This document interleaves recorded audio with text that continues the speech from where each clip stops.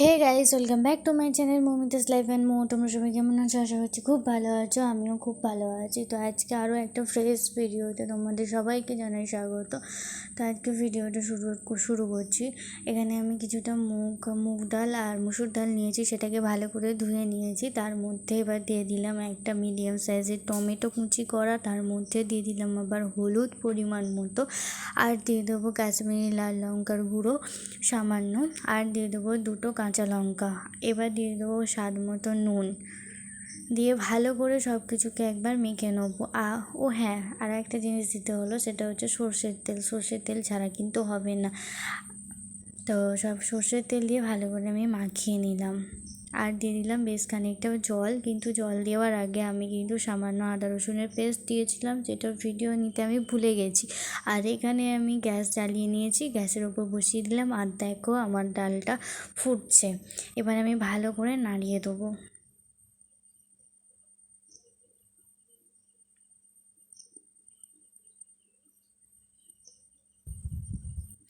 তো দেখো আমি ডালটাকে ভালো করে নাড়াচাড়া করে নিলাম, আর দেখো টমেটো ডাল সবই সিদ্ধ হয়ে গেছে মোটামুটি।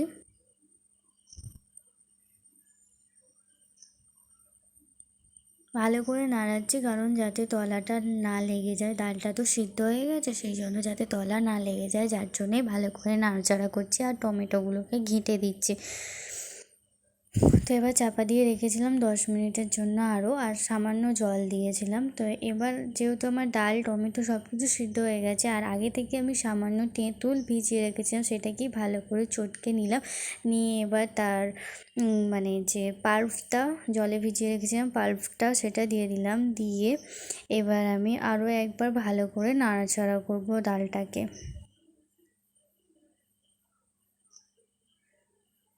আজ কিন্তু আমি বানাচ্ছি একটা দারুণ স্বাদের টক ডাল বলো, টক ডালই বলো তোমরা। তো টক ডাল যেটা হলে, মানে এই ডালটা হলে সামান্য একটু আলু সিদ্ধ মানে আলু মাখা হলেই এক থালা ভাত খাওয়া হয়ে যাবে।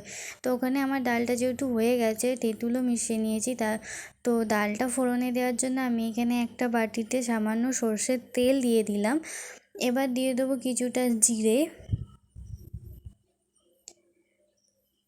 আর দিয়ে দেবো কিছুটা সর্ষে, আর দিয়ে দেবো একটা শুকনো লঙ্কা।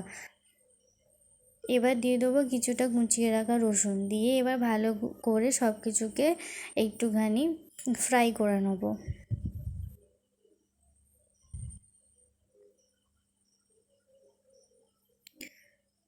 তো ফোড়নটা আমার রেডি হয়ে গেছে, আর ওইদিকে ডালটাও আমার যেহেতু রেডি হয়ে গেছে, এবার আমি ফোড়নটা ডালে দিয়ে দেবো। ফোড়নটা আমি ডালে দিয়ে দিলাম। তো ব্যাস, ফোড়ন দিয়ে এবার আমি ডালটাকে ভালো করে নাড়াচাড়া করব।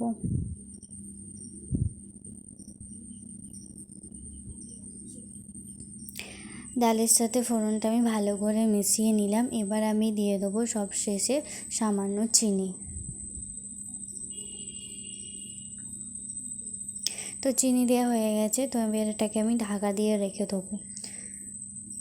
তো 10 মিনিট ঢাকা দিয়ে রেখেছিলাম। তো এটা হচ্ছে ফাইনাল লুক ডালটা আমার রেডি হয়ে গেছে। তোমাদের ভিডিওটা কেমন লাগলো প্লিজ কমেন্ট করে জানিও। যদি ভালো লেগে থাকে তাহলে একটা লাইক করো, কমেন্ট করো, শেয়ার করো, আর আমার চ্যানেলটাকে সাবস্ক্রাইব করে আমার পাশে থেকো। তো আর কি, দেখা হচ্ছে নেক্সট ভিডিওতে। ততক্ষণের জন্য সবাই ভালো থেকো, সুস্থ থেকো, স্টিল বাই।